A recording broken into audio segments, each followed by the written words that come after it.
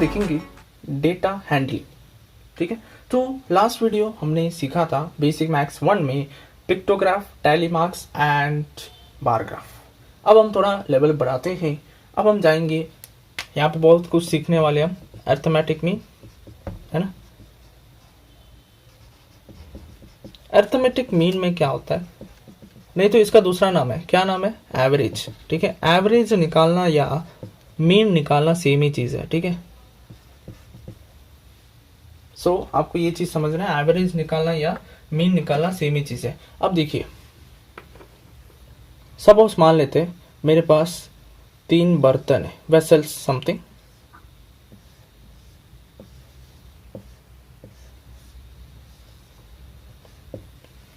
अब एक वेसल में 40 लीटर्स का कुछ है, पानी है मान लीजिए। दूसरे वाले में वेसल में 60 लीटर्स, तीसरे में 80 litres. So first one 40 litres, 60 litres and 80 litres. So you need to share, you need to distribute equally into 3 vessels, not 4 vessels, 3 vessels. आपको कैसे डिस्ट्रीब्यूट करोगे 3 वेसल्स में? देखिए ये तो 40 है, 60, 80 है ना, तो इक्वली डिस्ट्रीब्यूटेड नहीं, आप देख के बता सकते हो.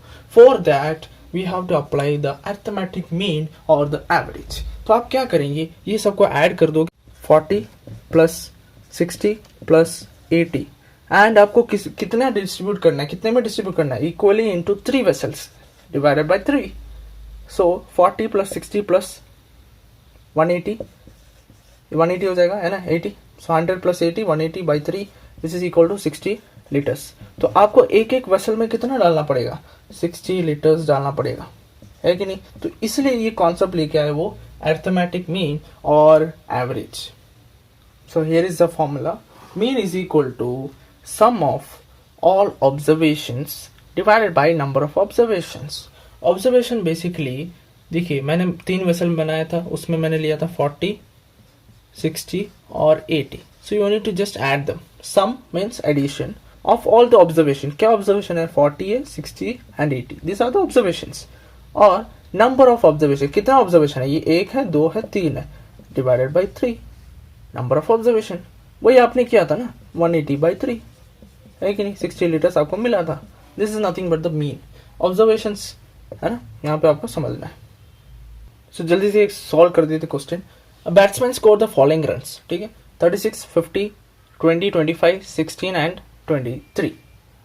ये 6 मैचेस में उसने एक मैचेस में उसने स्कोर किया. ठीक है, अब हमें फाइंड आउट करना है mean. So mean we have the formula sum of all observation. So mean is equal to sum of all the observations. This is nothing but the runs. So 36 plus 50 plus 20 plus 25 plus 16 plus 23 by number of observation. कितने match उसने खेले, उसने खेला है 6 matches. So you need to divide. So which is equal to 180 divided by 6. Add कीजिए, 180 आपको मिलेगा. So it is nothing but 30 runs. So the average run scored by the batsman is 30 runs. Range. Range is nothing but the highest observation. Okay, highest observation minus lowest.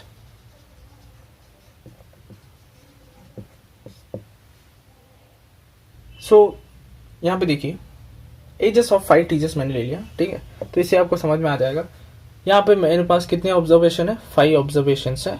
सो इसमें से highest observation minus lowest observation करेंगे तभी आपको range मिलेगा. यहाँ पे the highest observation कौन सा होगा, ये 40 है highest one, and the lowest one will be 24.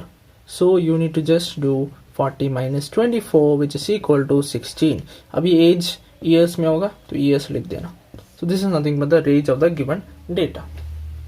So the next one, mode.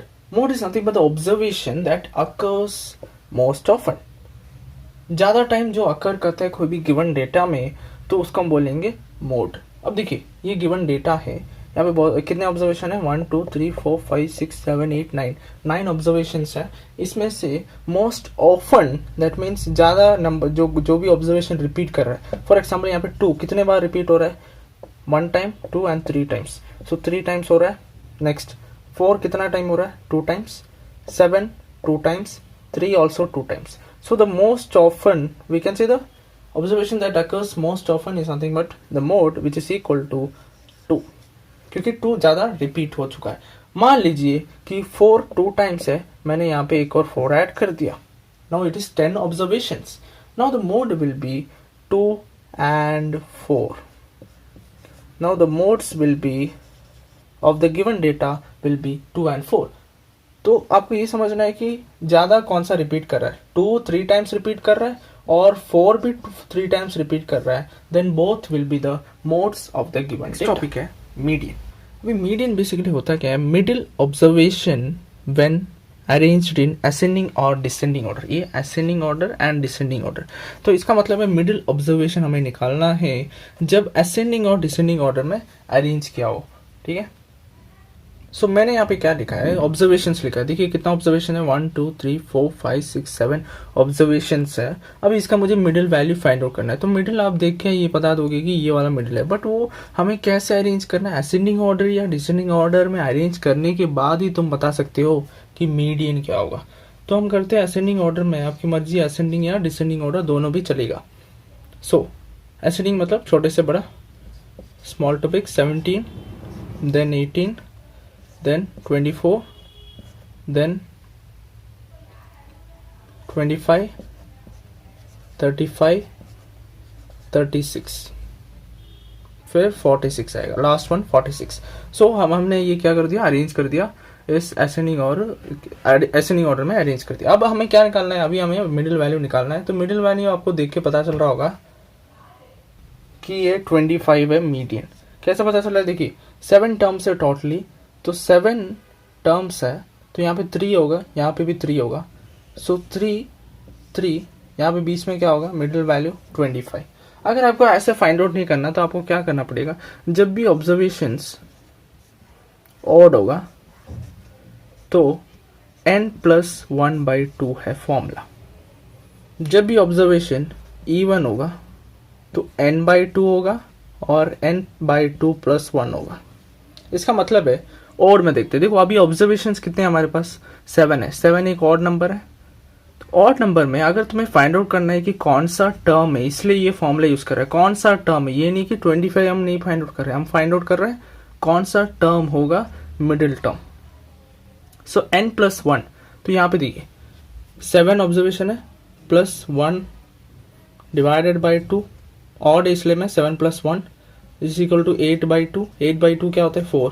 That means 4th term होगा मिडिल टर्म इस ऑब्जर्वेशंस में. देखिए 1 2 3 4th टर्म ऐसे फाइंड आउट कर सकते हो. सपोज अगर इवन होता, यहाँ पे मैं एक और वैल्यू ऐड कर देता हूँ. यहाँ पे 35 है और 49 कुछ ले लेते हैं ताकि इसको चेंज ना करना पड़े. यहाँ पे एक और वैल्यू 49 ले लेते हैं. ठीक है. अब 49 लेने के बाद देखिए मैंने क्या बोला? इवन के लिए 2 मिडिल वैल्यूज आ जाते हैं. मीडियन क्यों आ जाते हैं? क्योंकि इवन में आपको पता होगा 2 आ जाते हैं. यहाँ पे अगर देखा जाए यहाँ पे 3 है, यहाँ पे 3 है, बीच में ये दोनों आ जाएगा. देखते कैसे.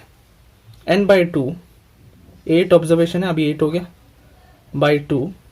सो विच इज फोर्थ टर्म और n/2 + 1. सो 8/2 + 1. 8/2 कितना होता है? 4 + 1 which is equal to 5th term. तो 4th और 5th टर्म होगा इसका मीडियन.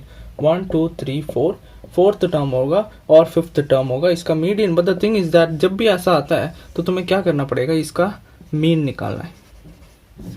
इवन ऑब्जर्वेशन होगा तो तुम्हें 2 मीडियंस मिलेगा मिडिल ऑब्जर्वेशन, तो उसका तुम्हें मीन निकालना है. तो इधर देखिए 25 + 35/2 करना है. 25 + 35/2 क्यों? क्योंकि 2 ऑब्जर्वेशन है बाई 2 इज इक्वल टू कितना हो जाएगा? 60/2 विच इज इक्वल टू 30. तो 30 इसका मीडियन होगा. तो याद क्या रखना है तुम्हें? टर्म्स कौन सा टर्म है फाइंड आउट करने के लिए ये फॉर्मूला यूज कर सकते हो. अगर इवन ऑब्जर्वेशन आ गया, जैसे कि यहाँ पे देख सकते हो 8 है, इवन नंबर ऑफ ऑब्जर्वेशन आ गया, तो आपको 2 मिडिल वैल्यूज मिलेगा, उसका तुम्हें मीन निकालना पड़ेगा. ऑड ऑब्जर्वेशन है तो आराम से निकाल सकते हो क्योंकि एक ही एक मीडियन होगा.